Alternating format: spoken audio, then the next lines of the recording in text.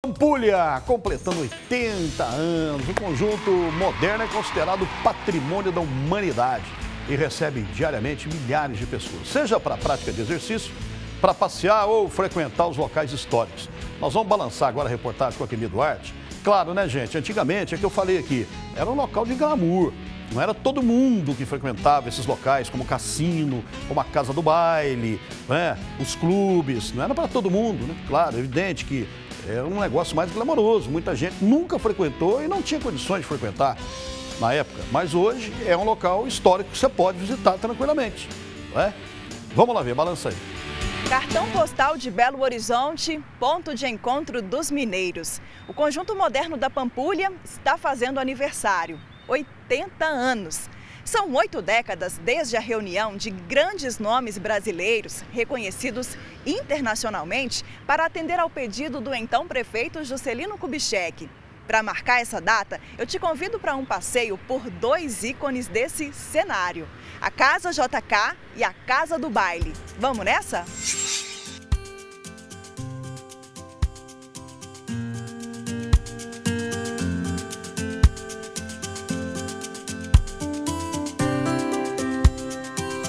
O Conjunto Moderno da Pampulha conquistou o título de Patrimônio Mundial da Humanidade em 2016 e é o 20º bem brasileiro inscrito na lista do Patrimônio Mundial.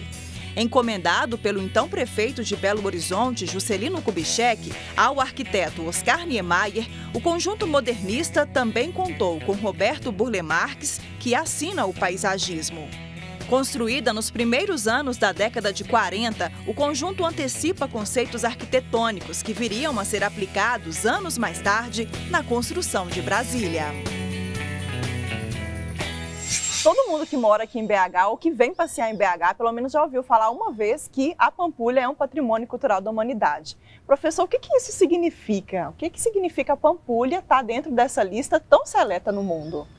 É um orgulho muito grande para os belo-horizontinos e uma valorização também enorme da cultura brasileira, porque a Unesco reconheceu nesse conjunto uma característica especial do povo brasileiro, que é esse modernismo mais aberto, como essa varanda, com curvas mais livres, num país que estava acontecendo, né, nos anos 40, quando a Pampulha foi realizada. Inclusive, a construção desse complexo coloca Belo Horizonte numa posição de que estava acompanhando as tendências mundiais. Sim, a arquitetura feita pelo Oscar Niemeyer, o paisagismo feito pelo Burle Marx, são considerados muito originais no que se fazia no mundo. Enquanto nos países do hemisfério norte, os países mais ricos, se fazia uma arquitetura muito racionalista, muito baseada em ângulos retos, em estrutura metálica, o Oscar Niemeyer inovou com essa possibilidade do uso da curva e do concreto armado. E aqui a todo momento que a gente anda aqui, a gente está respirando um pouquinho dessa história. Sim, porque a Pampulha, ela nasceu de um projeto modernista. O Juscelino Kubitschek era o prefeito de Belo Horizonte, né, e já tinha essa coisa que o caracterizou de ser um realizador, de ter uma mentalidade voltada para o futuro.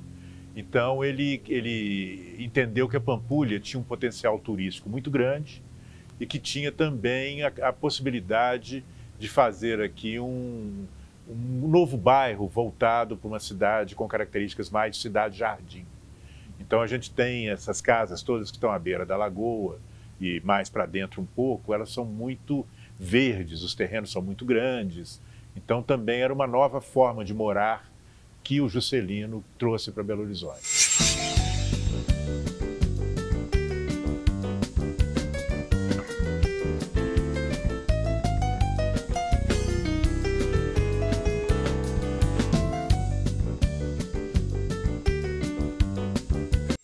Todo prédio, condomínio, casa tem um zelador, aquela pessoa que está sempre ali cuidando. E num patrimônio da humanidade não poderia ser diferente. A Janaína é a zeladora do Conjunto Moderno da Pampulha. Você que cuida de cada detalhe aqui, Janaína, que trabalho é esse?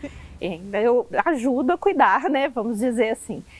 A Pampulha é cuidada por muitas mãos, né? São muitas pessoas empenhadas, muitos órgãos, muitas instituições que cuidam da Pampulha, mas eu tenho o privilégio de ser a gerente do Conjunto Moderno da Pampulha. Então é um cuidado especial, vamos dizer assim, o meu olhar está voltado integralmente para cá.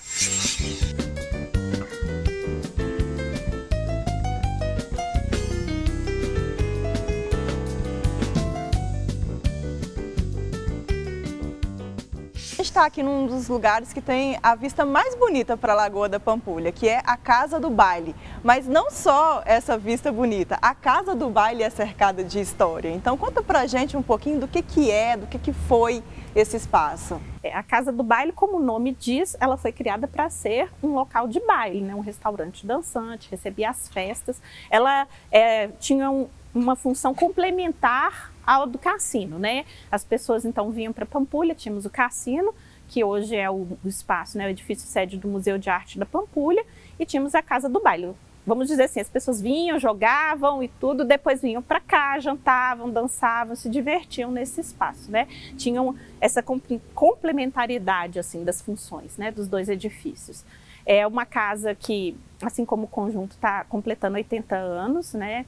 Uma história que teve suas instabilidades, um edifício que já recebeu vários usos, né? Já foi ocupado de várias formas, já foi até um restaurante privado, por exemplo, e teve fechado uma época. Vamos chegar perto ali da maquete, porque tem algumas curiosidades aqui sobre a Casa do Baile que eu gostaria de compartilhar com vocês. A primeira que a Janaína me contou é que aqui é uma ilha artificial, né, Janaína? Então, assim, o único acesso é pela ponte que a gente passou ali. Então, assim, esse espaço foi construído para ser uma ilha e abrigar essa casa. A ilha foi construída para abrigar a casa, né? É uma ilha artificial, realmente. E é uma das coisas mais interessantes aqui de Pampulha, né? Porque você tem um propósito, né? O projeto de Niemeyer, ele traz isso muito assim. Ele tem os seus propósitos, ele traz um diálogo com a paisagem, mas ele também é propositivo nessa paisagem. No caso da Casa do Baile, né? Ela é muito conhecida e reconhecida por causa da sua marquise, pelo formato da sua marquise e também pelo seu formato, né? Se você vê a casa de cima, ela tem um formato muito singular e ela se destaca muito por isso. Apesar de ela ser pequena, se comparada aos outros edifícios, por exemplo, ao cassino, ela tem uma forma que a destaca na paisagem, né? E a própria ilha, ela tem um formato de curvas e seguindo a construção. Exato, ela segue muito essa dinâmica da marquise também.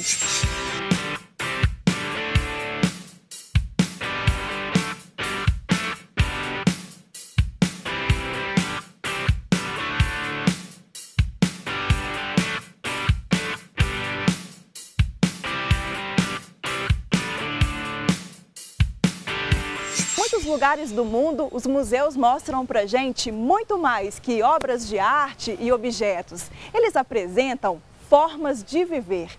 E é exatamente isso que a gente encontra aqui no Museu Casa Kubitschek. Quando que Kubitschek morou de fato aqui nessa casa, Janaína? Então, era a casa de fim de semana dele. Foi construída, né, ao mesmo tempo que os outros equipamentos do conjunto, ali mais ou menos no início da década de 40.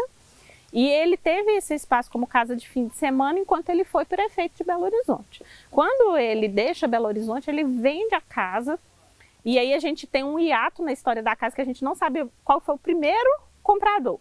Mas depois, na sequência, um assessor dele, amigo de infância dele, Gilberto Guerra, e a esposa, Dona Juraci, compram a casa. E é a família Guerra que preserva essa casa. Dona Juraci foi proprietária, morou efetivamente nessa casa durante longos anos. Era uma apaixonada pela casa e ela foi responsável por preservar a casa para a gente, né? Então essa casa, ela tem muito Niemeyer, tem até Juscelino aqui, né? Burle Marx, mas tem muito de Dona Juraci Guerra, que é uma referência muito forte aqui pra gente. Foi uma figura importante na preservação dessa história. O telhado tem um formato de asa de borboleta, é a primeira vez que eu ouço falar nisso. A cobertura, né, o telhado asa de borboleta é uma das marcas do modernismo, né, aqui. Nós temos esse elemento aqui na Casa Kubitschek e também no Yacht Club. A cobertura do Yacht Club também é a asa de borboleta, que é quando você tem essa confluência, assim, as duas águas se encontram numa calha central, tá vendo? Formando esse desenho quase que em V na cobertura, né, que é o o inverso, vamos dizer assim, do telhado tradicional. E aqui a gente tem a marca também do azulejo, mas já aqui as pequenininho, pastilha, né? Diferente. As pastilhas aqui nem são o primeiro acabamento proposto por Niemeyer. Essas pastilhas foram especificadas por ele depois aqui nesse formato confete. O primeiro acabamento proposto da casa era como nas laterais, tudo branco.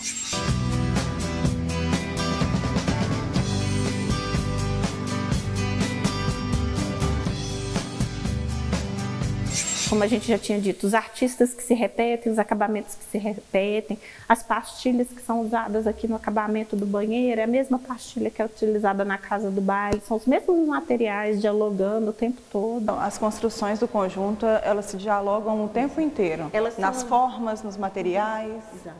A gente fala muito que elas são excepcionais, elas são lindas, elas são únicas do ponto de vista individual, mas que coletivamente, quando elas se juntam, elas são ainda mais expressivas e mais relevantes. Quando a gente conhece tudo e tem essa noção de unidade, faz muito mais sentido. Faz muito mais sentido.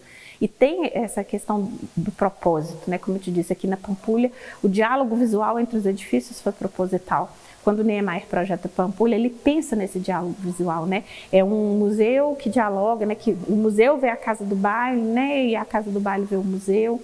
Eles veem o Yacht Club, você tem esse vis-a-vis, o ver e o ser visto é proposital. Tanto que o próprio museu ele é implantado uma altura acima, aquela península recebeu um aterramento para que ele se destacasse na paisagem, foi proposital. A ilha que abriga a casa do baile é uma ilha, né, artificial, também é algo proposital. Então você tem toda uma intenção projetual, que é muito bonita na Pampulha, né, desse diálogo entre os edifícios. É muito bonito.